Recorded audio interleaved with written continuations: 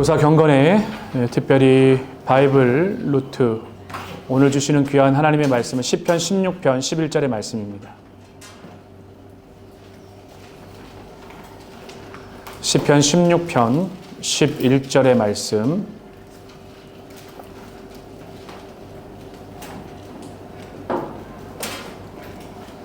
같이 함께 읽습니다. 시작. 주께서 생명의 길을 내게 보이시리니 주의 앞에는 충만한 기쁨이 있고 주의 오른쪽에는 영원한 즐거움이 있나이다. 아멘. 교사의 사역의 길은 때로는 안개 속을 걷는 것 같은 경우를 하게 됩니다. 안개 속을 걸어갈 때는 우리가 특별히 다들 아마 오감에 의존하여서 우리가 움직여질 때가 참 많아요. 때로는 앞이 아무것도 보이지 않으면 우리가 가지고 있는 이 오감을 통해서 뭔가를 해보려고 힘쓸 때가 많은데, 이때 중요한 게 바로 오감을 뛰어넘는 영감, 하나님의 은혜와 인도함을 받는 테크닉이 필요함을 보게 되어집니다. 이번에 한국을 갔을 때에도 제가 정말 마음속에 깊이 계속해서 새겨지는 그 중요한 메시지는 뭐였냐면, 바뀌어도 너무 많이 바뀌었다. 이제 정말 버텨야 하는 시기가 왔구나. 그게 바로 다음 세대를 향한 버팀목이에요. 참 감사한 건 서울, 경기, 그리고 충남, 또 마지막이 경북 일정을 마치고 돌아올 때 내려가는 목요일 날에 충남 논산에서 동기들이 제가 왔다고 원근 각처에서 모여서 점심 식사를 같이 하게 됐어요. 거기서 교회 상황과 교회 이야기를 들으면서 참 마음이 아팠어요. 그러면서 또 거룩한 도전이 되기도 했어요. 왜냐하면 아이들이 주일학교에 2명이더라고요. 그 아이들이 주일학교에 2명이에요.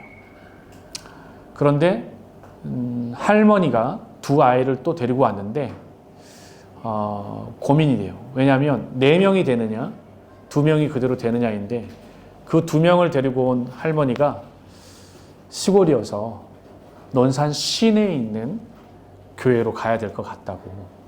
그러니까 목사님이 마음이 참 아팠어요. 그러면서 교회가 이 2 아이를 위해서 어린이 예배실 뿐만 아니라 어린이들을 위한 센터를 꿈꾸고 기도하고 있더라고요. 그래서 교회 안에서 한번 여러분들이 생각을 해 보십시오.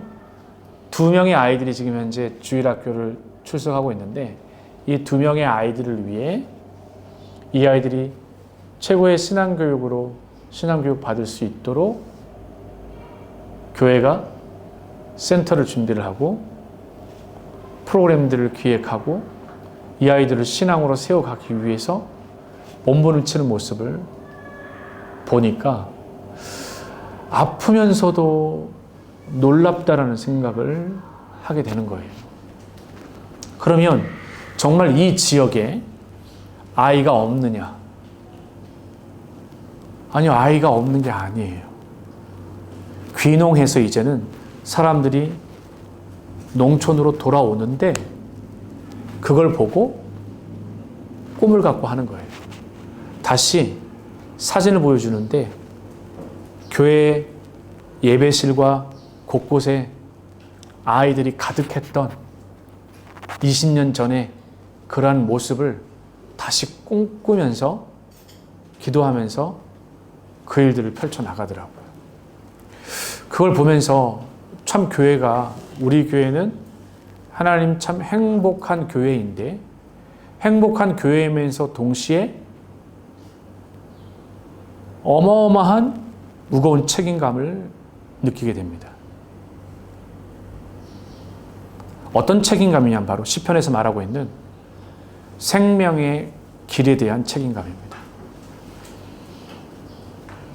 하나님께서 먼저 우리에게 생명의 길로 인도하시고 그 생명의 길을 보이시는 데는 분명한 목적이 있습니다.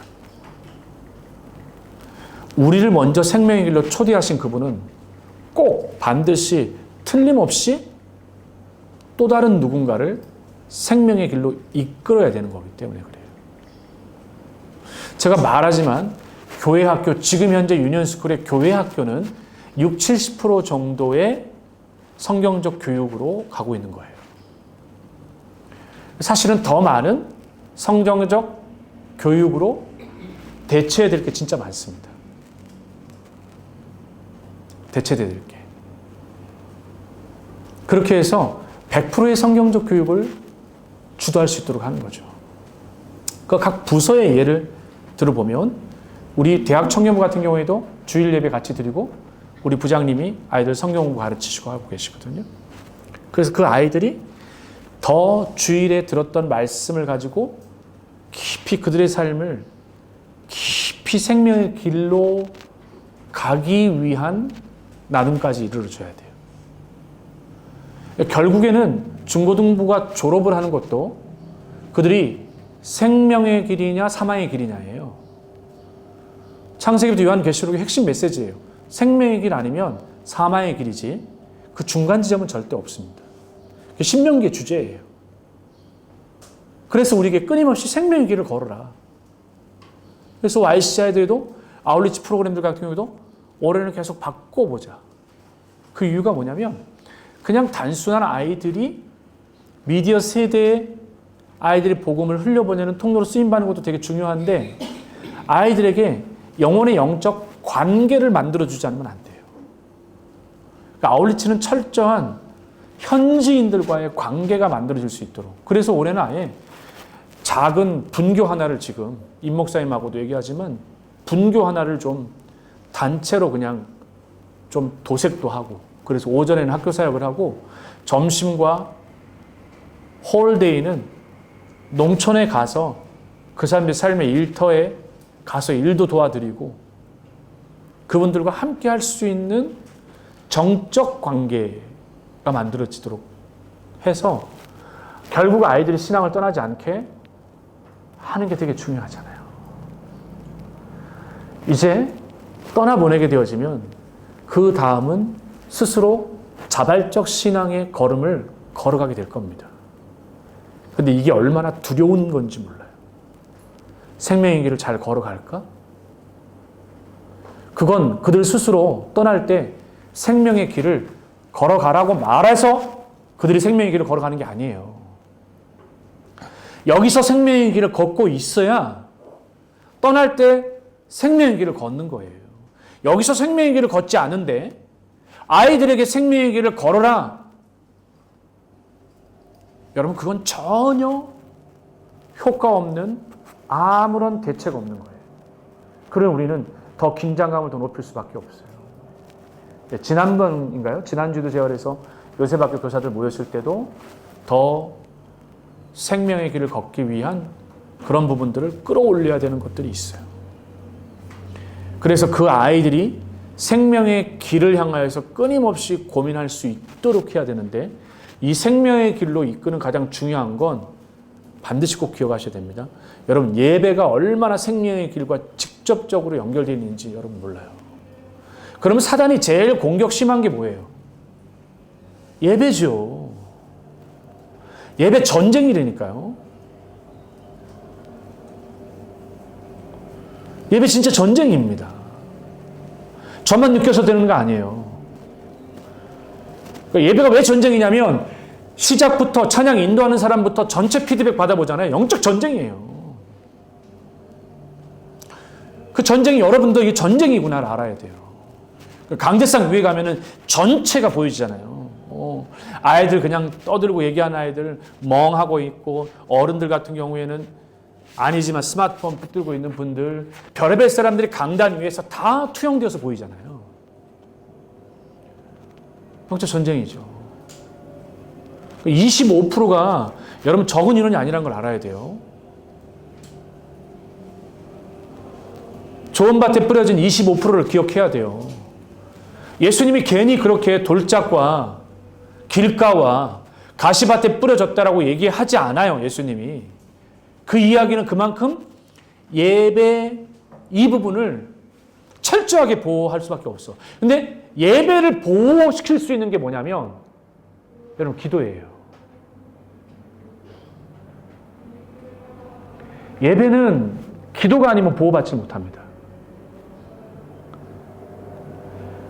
그러니까 우리 교회도 지금 제일 중요한 게 중보기도가 필요해요. 예배 중보기도 팀이요. 5년 전까지만 해도 나이 드신 연세 드신 분들 중에 최 기자 권사님 이런 분들이 곽병로 장로님 이런 분들이 위에서 예배 전에 예배를 위한 중보기도를 했다고요. 왜 그럴까요? 살리고 죽는 문제에 있어서 가장 중요한 요소이기 때문에 그래요. 그래서 제가 하나하나 예배 때 헌금위원들도 절대 미리 오지 말라고 교육시키라고 얘기해요. 설교 끝나고 찬양 다 같이 하셔야 돼요. 특송하는 사람들이 괜히 조금 더 앞에 동작 빠르게 할 필요 없어요.